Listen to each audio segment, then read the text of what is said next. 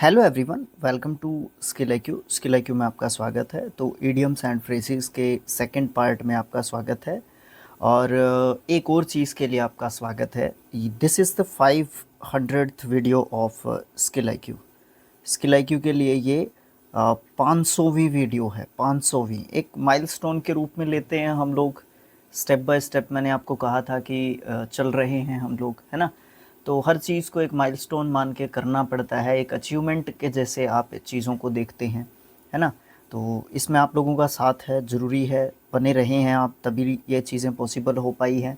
नहीं तो इस तरीके की चीज़ें पॉसिबल होती ही नहीं हैं। जल्दी छोड़ के भाग जाना पसंद करते हैं लोग, बट हम लोग रुके रहे और आगे भी रुके रहेंगे जब तक आपका सपोर्ट रहेगा। और ये सपोर्ट मुझे ऐसा लगता है कि आपको थोड़ा सा बढ़ाना पड़ेगा, बिकॉज़ अर्निंग्स नहीं है चैनल पे।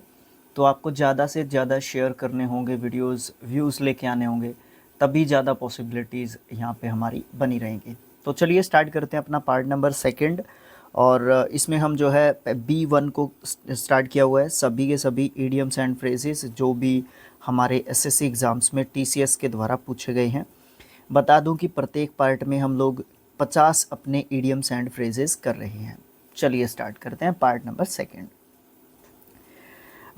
हम पढ़ रहे हैं 51 से। तो यहाँ पे होगा अ हेयर ब्रेथ इस्केप। देखो 50th पढ़ा था हमने, अ हेयर्स ब्रेथ। अब यहाँ पे इस्केप लगा दिया है, साथ में दोनों का एक ही मीनिंग आप कहोगे, सेम मतलब दोनों का बनता है।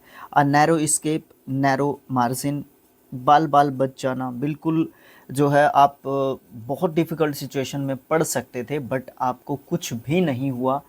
फॉर एग्ज़ाम्पल इस तरीके की चीज़ें, इस तरीके के जो इडियम्स होते हैं हम लोग एक्सीडेंट्स वगैरह में ज़्यादा यूज़ करते हैं, क्योंकि वहाँ पे एक क्विक एक्शन होता है, उससे हम ए हेयर ब्रेथ इस्केप हमारे साथ होता है।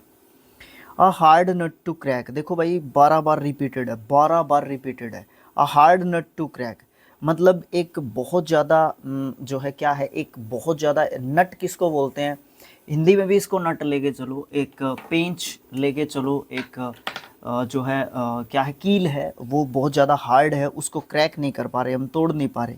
तो क्या है, एक डिफ़िकल्ट टास्क है, सिचुएशन है, a difficult problem to solve, या फिर अ टफ चैलेंज, या फिर अ डिफ़िकल्ट पर्सन, या फिर an flexible person who is hard to convince. सब के सब का मतलब कहीं ना कहीं क्या होगा, बहुत ही ज़्यादा मुश्किल काम या सिचुएशन, या बहुत ही मुश्किल पर्सन। मुश्किल पर्सन क्या होता है, वो थोड़ा सा जिद्दी मान के चलो, वो सिचुएशन के ऊपर डिपेंड करता है हम उसको मुश्किल पर्सन क्यों बोल रहे हैं। ओके, तो इसका एक हिंदी में जो है इडियम होता है, लोहे के चने चबाना। लोहे के चने चबाना वो हार्ड नट टू क्रैक ही होता है। ऑर्नेट्स नेस्ट। अब यहाँ पे ऑर्नेट अगर आप देखने के लिए जाओगे, हॉर्नेट, ऑर्नेट नहीं, ऑर्नेट अगर देखने के लिए जाओगे तो आप कहोगे कि डंक मारने वाला या माली वाली। जैसे कि मधुमक्खियाँ होती हैं, वो क्या करती हैं, जैसे ही हम छत्ते को छूने के लिए जाते हैं तो वो क्या करती हैं, डंक जो है हमें मारती हैं। तो वो क्या होगा, ऑर्नेट जो है होता है वो। ठीक है, ओके। तो अनप्लेजेंट सिचुएशन, या फिर ट्रबल सिचुएशन, ट्रबलसम सिचुएशन, या फिर रेजिंग कंट्रोवर्सी। तो यहाँ पे जो है डिफ़िकल्ट सिचुएशन भी आप इसको बोल सकते हो। उसके बाद हमारा जो है क्या होगा, उसके बाद हमारा नेक्स्ट है 54th। ये क्या कहता है, a hot potato. Hot potato a controversial issue, विवादास्पद मुद्दा, बात, सिचुएशन, कुछ भी हो सकता है। A house of cards, N insecure scheme, मतलब ताश का घर। ताश का घर मतलब असुरक्षित योजना, परियोजना, टास्क, काम, सिचुएशन। सिचुएशन तो नहीं कहूँगा मैं यहाँ पे, सिचुएशन तो हम वैसे भी नहीं बोल सकते उसको।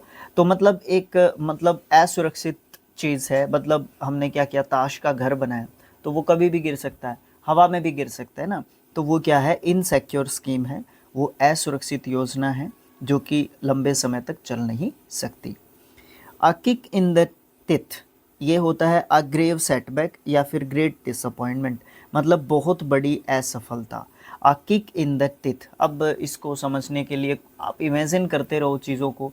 जैसे दांत है, दांत के ऊपर अगर किसी की लात लग जाए, है ना, या अटैक हो जाए, तो हमें बहुत ज़्यादा दर्द एक तरीके से फील होता है ना। तो वो वाली चीज़ यहाँ पे हो जाती है। A kick in the teeth का मतलब क्या होगा, एक बहुत ज़्यादा बड़ा सेटबैक, हमारे लिए बहुत बड़ी असफलता हम जिसको कह सकते हैं। अ लेम एक्सक्यूज़, लेम का मतलब वैसे डिसेबल्ड होता है ना, पाँव से लंगड़ा है ना, उसको लेम बोलते हैं, ठीक है। ये डिसेबिलिटी भी है, मेरी भी ये डिसेबिलिटी है, लेम डिसेबिलिटी है मेरी। लोकोमोटर डिसेबिलिटी जिसको बोलते हैं, ऑर्थोपेडिकली फिजिकल हैंडीकैप्ट को OH कैटेगरीज के लिए डिसाइड किया जाता है, ठीक है। तो अब यहाँ पे लेम एक्सक्यूज़ का मतलब क्या होता है? लेम एक्सक्यूज़ का मतलब होता है कि आप जो है बेकार के एक्सक्यूज़ बना रहे हो, या ऐसा बहाना आप कर रहे हो जिसको स्पष्ट दिखाई दे रहा है कि आप झूठ बोल रहे हो, है ना, वो लेम एक्सक्यूज़ होता है। अनसेटिस्फैक्ट्री एक्सप्लेनेशन आप दे रहे हो, वीक एक्सक्यूज़ है आपका, स्पष्ट दिखाई दे रहा है कि वो बात बिल्कुल भी नहीं हो सकती जो बात आप बता रहे हो, या जो एक्सप्लेनेशन आप दे रहे हो वो एक्सप्लेनेशन कहीं ना कहीं सही नहीं है। A laughing stock, an object of laughter या फिर एन ऑब्जेक्ट ऑफ रेडिक्यूल, मतलब हंसी मजाक का पात्र एक तरीके से बनना। अ लाफिंग स्टॉक। अ लीन पैच, अ लीन पैच का मतलब क्या होता है? अ लीन पैच का मतलब होता है भैया a period of poor performance, मतलब कहने का क्या है कि असफलताओं का समय। एक मान लो आप जो है क्या हो रहे हैं, आप किसी चीज़ किसी प्रोजेक्ट के ऊपर काम कर रहे हैं और बार बार आपका जो वो प्रोजेक्ट है वो क्या हो रहा है, वो बहुत ज़्यादा मतलब ख़राब हो रहा है। वैसे लीन का मतलब होता है ख़राब प्रदर्शन, ठीक है। लीन का मतलब क्या होता है? ख़राब प्रदर्शन बोल सकते हो आप इसको, ठीक है। पूरे ईडीएम का मतलब भी आप ख़राब प्रदर्शन बोल सकते हैं। आप पीरियड ऑफ पुअर परफॉर्मेंस, सही लिखा हुआ है इन्होंने हिंदी और इंग्लिश, तो असफलताओं का समय भी आप इसको बोल सकते हैं, क्योंकि उस समय पे लगातार आपके जो एक्सपेरिमेंट्स हैं, जो भी आप एक्सपेरिमेंट कर रहे हैं वो आपका फेल पे फेल होता जा रहा है। तो उस सिचुएशन में एक ईडियम यूज़ करते हैं, a lean patch. A left handed compliment, भाई आप किसी की तारीफ़ कर रहे हो बट एक्चुअल में वो तारीफ़ नहीं है, आप उसकी खिंचाई कर रहे हो, ठीक है। एन एम्बिगुअस कॉम्प्लीमेंट, दोनों तरीके की चीज़ें उसके अंदर शामिल हैं उस कॉम्प्लीमेंट के अंदर। या फिर insulting remark appearing as praise, मतलब आप किसी को इंसल्ट कर रहे हो, और जैसे कि आप बोल तो रहे हो तारीफ़ के रूप में, आप उसको कर रहे हो बट इंसल्ट कर रहे हो। प्रशंसा के रूप में अपमानजनक आप किसी के ऊपर कमेंट कर रहे हो, टिप्पणी कर रहे हो। अ leopard can't change it's sport, leopard जो है अपने स्पोर्ट चेंज नहीं कर सकती। कहने का मतलब क्या है कि it is impossible for one to change one's character. Character, कहने का मतलब क्या है कि हम लोग किसी के चरित्र, किसी के कैरेक्टर को चेंज नहीं कर सकते।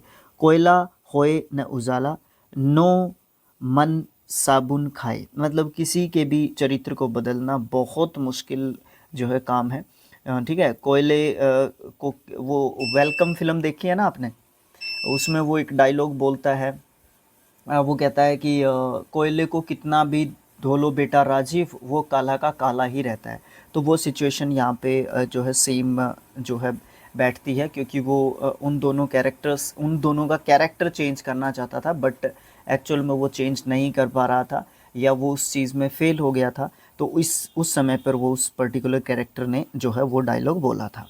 तो अ leopard can't change it's sport का मतलब क्या होता है? लेपर्ड जो है अपने स्पोर्ट को चेंज नहीं कर सकता या सकती। तो क्या है कि किसी के दूसरे के चरित्र को, किसी दूसरे के कैरेक्टर को हम लोग चेंज नहीं कर सकते। अ लिटिल बर्ड टोल्ड मी, एक छोटे से पक्षी ने मुझे बताया। कहने का मतलब क्या है? कहीं से आपने सुनी सुनाई बात को आगे फॉरवर्ड कर दिया, आगे बता दिया आपने, बट आप उस, या फिर आप ये चाहते हो कि जिसने भी आपको वो गुप्त रहस्य या बात आपको बताई, आप उस व्यक्ति का नाम नहीं बताना चाहते। कई बार आपने देखा होगा, जनरली लोग ये कहते हैं कि मैंने तो सुना है, मैंने ऐसा सुना है, आपके बारे में ऐसा सुना है। आप ये पूछोगे ना किससे सुना है, तो वो उसका नाम नहीं बताना चाहता, तो उस सिचुएशन पे आप यूज़ करोगे a little bird told me. आप नहीं, मतलब वो यूज़ करेगा सामने वाला। Use to indicate that the speaker knows something, ये बताने के लिए हम इंडिकेट करते हैं, संकेत करते हैं कि जो स्पीकर है, बोलने वाला है, वो जानता है कुछ, but chooses to keep the identity of their important secret. कहने का मतलब ये है कि जिसने उसको ये बात बताई है, उसकी जो आइडेंटिटी है, उसकी जो पहचान है, वो जो है गुप्त रखना चाहता है। अपने मुखबिर की पहचान गुप्त रखने का तरीका, अ बर्ड टोल्ड मी। उसके बाद a little gush of gratitude, friendly feeling, इसमें अनुकूल भावना भी आप इसका बोल सकते हो। A live wire lively and attractive, जिंदा दिली जो है किसी भी पर्सन की एक क्वालिटी आप बोल सकते हो।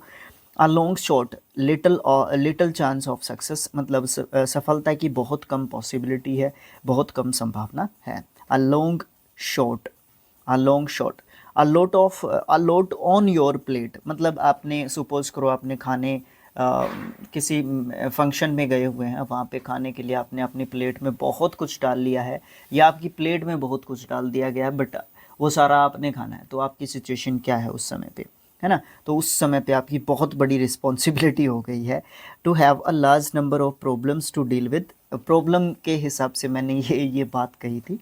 तो आपके सामने एक प्रॉब्लम आके खड़ी होगी, इतना सारा खाना मैं वेस्ट भी नहीं कर सकता या कर सकती, या मैं खा भी नहीं सकता या खा भी नहीं सकती। हैविंग मैनी रिस्पॉन्सिबिलिटीज़, बहुत सारी जो है रिस्पॉन्सिबिलिटीज़ एक साथ आना या हो जाना। ओके, उसके बाद क्या है, अ लोट ऑन योर प्लेट का मतलब समझ के। अ मैन ऑफ लेटर्स, मतलब अपने जो शब्द जो भी उसने बात कही है उनको रखने वाला एक व्यक्ति जो होता है वो होता है अ मैन ऑफ लेटर होता है। प्रोफिशिएंट इन लिटरेरी आर्ट या फिर स्कॉलर पर्सन को मैन ऑफ लेटर्स बोलते हैं। A man of secret is a very courageous person, या मैन साहसी जो है व्यक्ति। उसके बाद अ मैन ऑफ स्ट्रो, स्ट्रो क्या होता है, बहुत ज़्यादा कमज़ोर होता है, तो वो क्या है, बहुत ज़्यादा कमज़ोर व्यक्ति को अ मैन ऑफ स्ट्रो बोलते हैं। ठीक है, तो ये तीनों जो है एक जो है सीरीज से संबंधित हैं। अ मैन ऑफ से रिलेटेड है। अगर मैन ऑफ लेटर्स आता है तो वो विद्वान व्यक्ति को बोलते हैं, या अपने शब्दों के ऊपर काम करने वाला व्यक्ति, जो अपनी बात के ऊपर रहने वाला व्यक्ति। अ मैन ऑफ सेपरेट जो है किसको बोलते हैं, एक बहुत ही साहसी व्यक्ति को बोलते हैं। अ मैन ऑफ स्ट्रो किसको बोलते हैं, बहुत ही कमज़ोर व्यक्ति को बोलते हैं। तो इस तरीके से हम रिलेट भी कर सकते हैं ईडियम्स को एक दूसरे के साथ। अ मेयर्स नेस्ट, अब भाई घोड़ी का नेस्ट, क्या बात कर रहे हैं आप, बहुत ही डिफ़िकल्ट या कॉम्प्लिकेटेड सिचुएशन को बोलते हैं अ मेयर्स नेस्ट। ओके, और तो मुझे कुछ अच्छा लगा नहीं इसमें, ज़्यादा कुछ मैं इसके ऊपर शायद बोल नहीं पाऊँगा। उसके बाद है 71st है, a month of Sundays a long time, मतलब जिसमें बहुत सारे संडे आए मंथ में, ठीक है, तो वो बहुत लंबा समय हो गया उसको।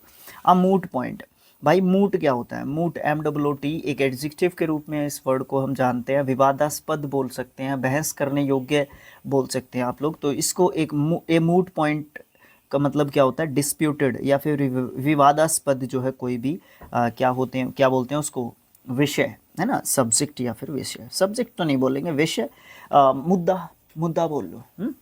उसके बाद अ निडल इन ए हेस्टिक, हेस्टिक क्या होता है भाई, हेस्टिक होता है भूसे का ढेर या घास का ढेर। ठीक है, टाल, टाल एक वर्ड सुना होगा आपने हिंदी में, टाल। टाल मतलब अगर किसी ने नहीं सुना तो थोड़ा सा मैं इसको बताना चाहूँगा। मान लो शहरों में होते हैं ये, ठीक है, गांव में तो नहीं होते हैं, गांव के लोग वैसे ही बड़े दिल वाले होते हैं। ये नहीं, इसलिए नहीं बोल रहा कि मैं गांव से बिलोंग करता हूँ, बट जनरली आप लोग खुद भी कमेंट करके ये बात बता सकते हो। देखो गांव में क्या होता है, जैसे खेत होते हैं, वहाँ पे जो आवारा पशु होते हैं वो चरते हैं, या फिर उनके लिए गाँव में भी लोग अपने अपने घर के आगे जो है उनके लिए कुछ जो है चारा वगैरह, भूसा वगैरह रख देते हैं, तो वो खा लेते हैं आवारा पशु। बट शहरों में टाल होती हैं, वहाँ से ही लोग जो है हरा चारा या फिर सूखा चारा जिस भी तरीके का वहाँ पे मिलता है, तो ये टाल होती है, उस जगह से ये मिलता है, तो उस चीज़ को बोलते हैं। और शहरों में होती है ये, इसीलिए मैंने कहा था गाँव के लोग थोड़े से बड़े दिल वाले होते हैं। ओके, उसके बाद a needle in a haystack, मतलब something that is very difficult to locate, या फिर अटेम्प्टिंग समथिंग इम्पॉसिबल। कहने का मतलब क्या है कि घास के ढेर में सुई को ढूंढना, मतलब ऐसी चीज़ जिसको ढूंढने में बहुत ज़्यादा डिफ़िकल्टी होती है। नीडल को हेस्टिक में ढूंढोगे, कैसे ढूंढ पाओगे भाई, नहीं ढूंढ पाओगे ना, तो वो वाली चीज़ है। निगनोग, निगनोग अ फूल, मतलब एक अकलकांदा या मूर्ख व्यक्ति को हम निगनोग जो है बोलते हैं। अ पेन इन द नेक, गर्दन में जो है वह क्या हो रहा है, दर्द हो रहा है भैया, एग्जैक्ट ये नहीं होता, मतलब उस व्यक्ति को हम सहन नहीं कर पा रहे हैं बहुत ज़्यादा, मतलब उसने परेशानी दे दी है। समवन और समथिंग दैट इज़ अनोइंग, बहुत ज़्यादा इरिटेटिंग, अनोइंग है या नॉनसेंस है। ठीक है, तीनों सेम जो है क्या बोलते हैं उनको, एक दूसरे के सिनोनिम्स आप बोल सकते हो, अनोइंग, इरिटेटिंग या फिर नॉनसेंस, नॉनसेंस, है ना। उसके बाद हम बात करते हैं अपेनी नहीं, अपेनेलोप्स, अपेनेलोप्स वेब, एंडलेस, एंडलेस मतलब अनंत, जिसका कोई अंत ही ना हो। पेनेलोप क्या होता है भाई? पेनेलोप होता है जो आप बोल सकते हो बुनकर, जो बुनने का काम करता है, जैसे कपड़ा बुनना, स्वेटर बुनना, इस तरीके से।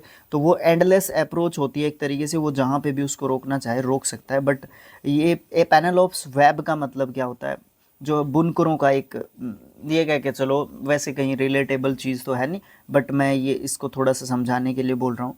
ये मैसेज सा पता नहीं क्यों आ रहा है, मैंने एरोप्लेन मोड पे भी रखा हुआ है मोबाइल को, बट फिर भी पता नहीं क्यों आ रहा है। तो पेनेलोप्स वेब का मतलब है एंडलेस, जो जिस चीज़ का अंत ना हो। शुरुआत है बट अंत उसका नहीं है। जैसे स्वेटर को शुरुआत करते हैं बट उसका अंत वो अपने हिसाब से करेगा करने वाला। अ पैनी फॉर योर थॉट्स, पैनी मतलब पैसे, कुछ हिस्सा पैसे का। A way of asking what someone is thinking, मतलब कि कोई क्या सोच रहा है, ये पूछने का तरीका। ठीक है ना, कोई किस तरीके से सोचता है, क्या सोचता है, वो पूछने का एक तरीका जो है क्या होता है? अ पैनी फॉर योर थॉट्स, मतलब आपके जो विचार है ना, उसके लिए मैं कुछ पैसे देता हूँ आपको, कुछ रिवॉर्ड देता हूँ मैं आपको। ठीक है, a way of asking what someone is thinking. उसके बाद अ पिक्चर पेंट्स 1000 वर्ड्स, मतलब क्या है कि an image of a subject conveys its meaning more effectively than a description does. मतलब एक पिक्चर है, एक चित्र है, उसके अंदर हज़ारों शब्द छिपे हुए होते हैं। वो एक देखने वालों की वो कहते हैं ना कि आंखें क्या देखती हैं आपकी, वो डिपेंड करता है आपके ऊपर। कोई भी पिक्चर को देख के आपकी जो आंखें हैं, आपके मन में क्या थॉट्स आते हैं, क्या विचार आते हैं, इट डिपेंड्स ऑन यू। आपके ऊपर डिपेंड करता है कि आप किसी भी पिक्चर को देख के क्या सोचते हैं। ये होता है a picture paints A 1000 words, है ना। तो मतलब क्या है कि इमेज से बहुत ज़्यादा अच्छे तरीके से हम अपने विचारों को कन्वे कर पाते हैं, बता पाते हैं, एक्सप्लेन कर पाते हैं, है ना। तो वो वाली चीज़ यहाँ पे होती है। A piece of cake a very easy task, जहाँ पे आपको केक दिखेगा तो सॉफ्ट या फिर सिंपल कोई चीज़ या इजी टास्क या काम की बात वहाँ पे होगी, ऑफ कोर्स होगी। A piece of the pie a share in a money और बिजनेस, मतलब पैसे के अंदर कोई हिस्सेदारी। अ रेनी डे मतलब डिफ़िकल्ट डे या टाइम ऑफ डिफ़िकल्टी, मुश्किल की घड़ी, कठिनाई का समय। उसके बाद रे ऑफ होप, होप ये तो वैसे भी आपको समझ में आ जाएगा, उम्मीद की, आशा की किरण। Okay, something that provides a small amount of optimism in a difficult situation, मतलब कुछ ऐसा हो जाना जब आपका डिफ़िकल्ट टाइम चल रहा है और उस समय पे कुछ ऐसा हो जाना कि आपको एक उम्मीद की किरण दिख गई आपको। वो होता है ना हिंदी में इडियम, डूबते को तिनके का सहारा, है ना, वो वाली बात होती है a ray of hope. A red letter day, अब यहाँ पे बहुत इंपॉर्टेंट दिन की बात यहाँ पे की जा रही है और 12 बार रिपीटेड ये जमा जो है हमारा इडियम है। या फिर a day that is pleasantly note वर्दी और मेमोरेबल, एक ऐसा दिन जिसको आप नोट करोगे, याद रखोगे ज़िंदगी भर की, ऐसा इस दिन हुआ था। बहुत ही मतलब प्लेजेंट डे आप बोल सकते हो उसको, या फिर हैप्पी एंड सिग्निफिकेंट डे, या फिर अ वेरी स्पेशल डे, महत्वपूर्ण दिन। अ रेड लेटर डे होगा। A red rag to a bull, an object, utterance or act which is certain to provoke someone, मतलब सांड जो है ना, उसको आप लाल कपड़ा दिखाओगे तो आप जो है क्या कर रहे हो, मुसीबत को क्या ले रहे हो, मोल ले रहे हो। A red rag to a bull, मतलब एक लाल कपड़ा आप बुल को दिखा रहे हो तो आप क्या कर रहे हो, मुसीबत को मोल ले रहे हो। A rolling stone gathers no mass.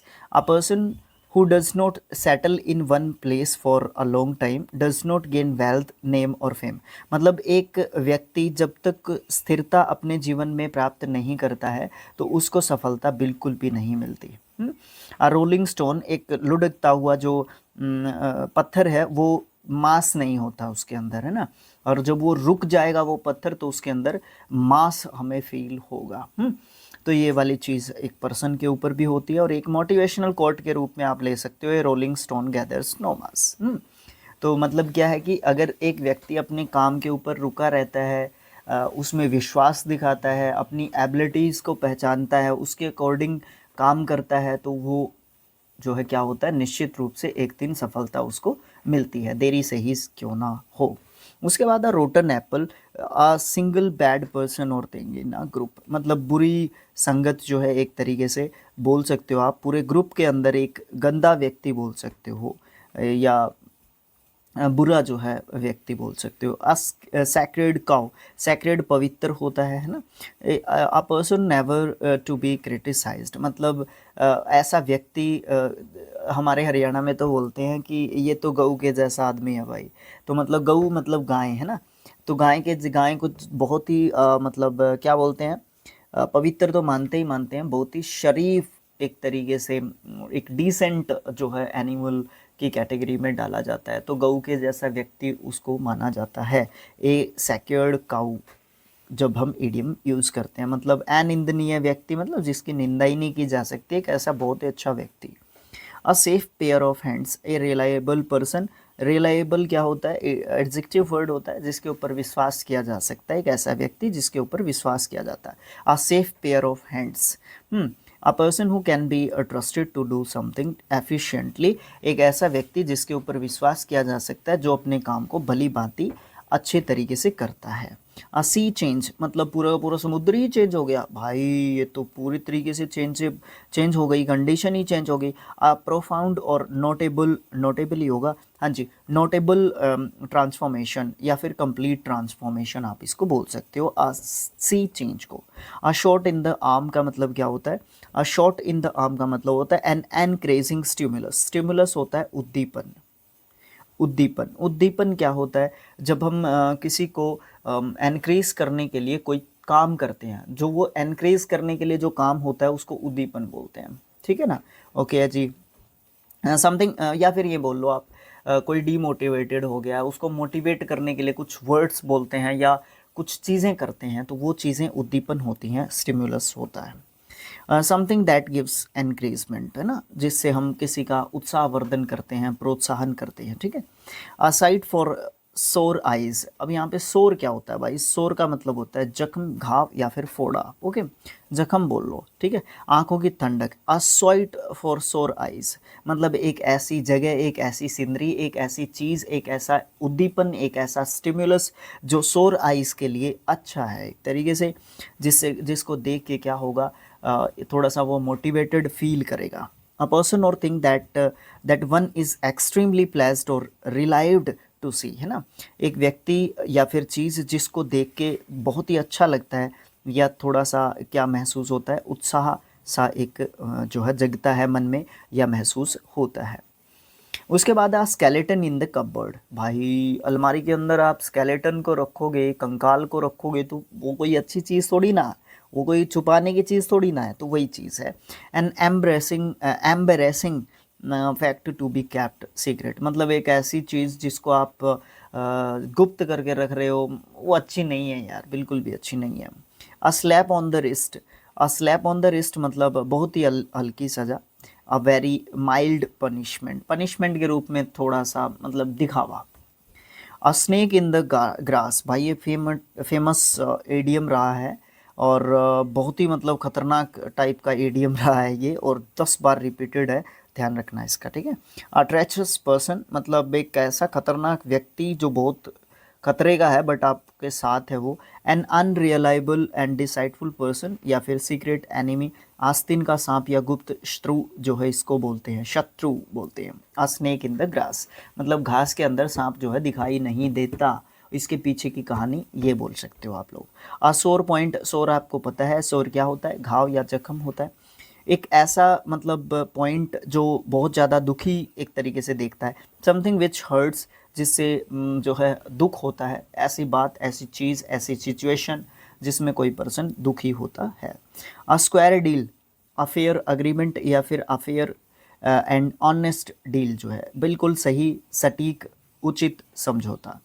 A stiff necked person, ये होता है एन ऑब्स्टिनेट पर्सन, बिल्कुल जो है अड़ियल एक तरीके से व्यक्ति। अ स्टिफ नेक्ड जो है पर्सन, मतलब वो उसकी गर्दन ही नहीं हिल रही यार, है ना, वो इतना ज़्यादा अड़ा हुआ है, अपना जिद्दी के ऊपर जो है अड़ा हुआ है, उसकी गर्दन ही नहीं हिल रही यार। मैं इतना ज़्यादा मतलब मैं एक तरीके से कॉम्प्रोमाइज़ करने के लिए तैयार था, बट उसने यार गर्दन तक नहीं हिलाई, तो वो वाली बात यहाँ पे हो गई। A stiff necked person. A stitch time saves 9, मतलब कहने का क्या है कि अभी जैसे मान लो शर्ट है, वो फट गई है थोड़ी सी, अगर हम उसको उसी समय ठीक कर लें तो सही रहेगा, नहीं तो क्या होगा, वो बहुत ज़्यादा फट जाएगी। कहने का मतलब क्या है कि अगर शर्ट को एक टांका लग रहा है अभी, तो अभी ठीक कर लेंगे तो सही रहेगा, एक ही टांके में काम चल जाएगा। नहीं तो फिर 10 टांके लगेंगे, यानी कि 9 टांके ज़्यादा लगेंगे। तो ये वाली बात यहाँ पे है। अ स्टिच इन टाइम सेव्स 9, 9 टांकों को बचा देगा अगर एक टांका आप लगा लेते हो। कहने का मतलब क्या है, किसी भी समस्या का समाधान उसके ज़्यादा बढ़ने से पहले ही कर लेना बिल्कुल सही होता है, बिल्कुल अच्छा होता है, बिल्कुल सही रहता है। It is better to solve a problem straight away. ये बहुत अच्छा रहता है कि किसी भी प्रॉब्लम को हम समय रहते ही ठीक कर लें, and note let it become bigger, जब तक कि वो बड़ी ना हो जाए। उस समस्या को समय समय रहते पहले ही हम जो है ठीक कर लें तो अच्छा हमारे लिए रहता है। आ स्टोन्स थ्रो अवे, अब भाई 9 बार रिपीटेड है। एट अ शॉर्ट डिस्टेंस, मतलब आ स्टोन्स थ्रो अवे मतलब जितनी दूर तक आप पत्थर फेंकते भाई। हो सकता है किसी किसी का जो है थोड़ा सा आर्म स्ट्रॉन्ग होता है, जैसे क्रिकेट में बॉलिंग होता है, या और भी बहुत सारे थ्रोअर, जेवलिन थ्रो होता है जैसे, या और भी बहुत सारे ऐसे गेम्स हैं, है ना। शॉट पुट होता है, शॉट पुट में वेटेड चीज़ को फेंकते हैं, बट उसका आर्म स्ट्रॉन्ग होना ज़रूरी है। मतलब इस तरीके के गेम्स हैं, उसका आर्म स्ट्रॉन्ग होना चाहिए।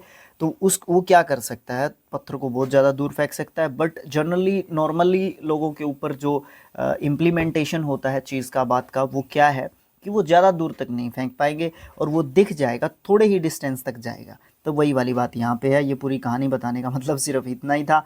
एट अ शॉर्ट डिस्टेंस, ये मैं आपको बताना चाहता था। थोड़ी दूर, थोड़े समय, थोड़ी दूरी के लिए हम लोग ये बोल देते हैं अ स्टोन्स थ्रो अवे, जितनी दूर तक आप पत्थर फेंक सकते हैं उतनी दूर तक ये फला फला चीज़ जो है हो सकती है, काम हो सकता है। 100th जो ईडियम है आज का लास्ट होगा, उसकी बात करते हैं। अ storm in a tea cup, tea cup के अंदर स्टॉर्म आ गया। भाई ये तो पॉसिबल ही नहीं है ये चीज़ यार। टी स्टॉर्म, कितना कप होता है टी का, उसमें क्या स्टॉर्म आएगा और क्या नहीं आएगा। एक घूंट में तो हम उस टी को पी सकते हैं, गांव वाले तो खासकर। 5 बार रिपीटेड है। अ बिग फस ओवर ए स्मॉल मैटर। फस का मतलब क्या होता है भैया, फस का मतलब होता है बतंगड़, कोलाहल, हलचल, ये सब मतलब हम फस के बोल सकते हैं नाउन वर्ड के रूप में। एक बड़ी बात बना देना छोटी सी बात को, या a lot of anger and worry about trivial things. Trivial शून्य, जीरो, जिन चीज़ों का मतलब ही नहीं है उन चीज़ों का जो है बढ़ा चढ़ा के एक तरीके से बनाना, मतलब बात का बतंगड़ बनाना। A storm in a tea cup जो है बताना। Okay, thanks for watching, thank you so much. कल इंट्रोडक्शन भी था और फर्स्ट पार्ट भी था, उससे कुछ छोटा ही पार्ट बना है ये सेकंड वाला, लेकिन सेम यही लेंथ मेरे ख्याल से 50 वर्ड्स के लिए रहेगी। 22 टू 27 और 8 मिनट्स तक जो है, या फिर अप्रोक्सीमेट 25 मिनट्स तक का वीडियो आपको ईडियम्स एंड फ्रेजेस का मिलेगा, जिसके अंदर आप 50 ईडियम्स एंड जो अपने फ्रेजेस कर पाओगे। भाई आप इसको फेसबुक पे देख रहे हैं तो भैया ज़रूर से आप इसको शेयर कर सकते हो। और ये नहीं है कि अगर आप यूट्यूब पे देख रहे हैं तो आप इसको शेयर मत करो, इसको फिर भी शेयर कर देना। जो भी आपके पास एजुकेशनल ग्रुप्स हैं भाई, और किसी ग्रुप में आप शेयर करोगे, फैमिली वाले ग्रुप्स में शेयर करोगे, या एंटरटेनमेंट के लिए जो ग्रुप्स आपने बना रखे हैं उसमें शेयर करोगे, तो कोई मतलब ही नहीं बनता उसमें, ठीक है। हाँ, हो सकता है 1-2 सब्सक्राइब ज़रूर करवा लेना 1-2 बोल के, बट उसमें मतलब नहीं बनेगा, उसमें व्यूज़ नहीं आएंगे। तो कोई बात नहीं, आप लोग एजुकेशनल ग्रुप्स में जो भी इस वीडियो को देखेगा, देखो एजुकेशनल पर्पज़ से देखेगा, ठीक है, या एग्ज़ाम पॉइंट ऑफ व्यू से देखेगा, तो उसको उसके पास जाहिर सी बात है एजुकेशनल ग्रुप्स होंगे। टेलीग्राम पे भी हो सकता है हों, और आपके पास व्हाट्सएप पे भी हों, तो आप दोनों ही जगह पे आप शेयर कर सकते हो, फेसबुक पे भी शेयर कर सकते हो, ठीक है। तो thanks for watching, thank you so much. मिलेंगे नेक्स्ट पार्ट में, जिसमें थर्ड पार्ट होगा, और 150 तक जिसमें हम कंप्लीट कर चुके होंगे अपने idioms and phrases. Thanks for watching again, have a nice day.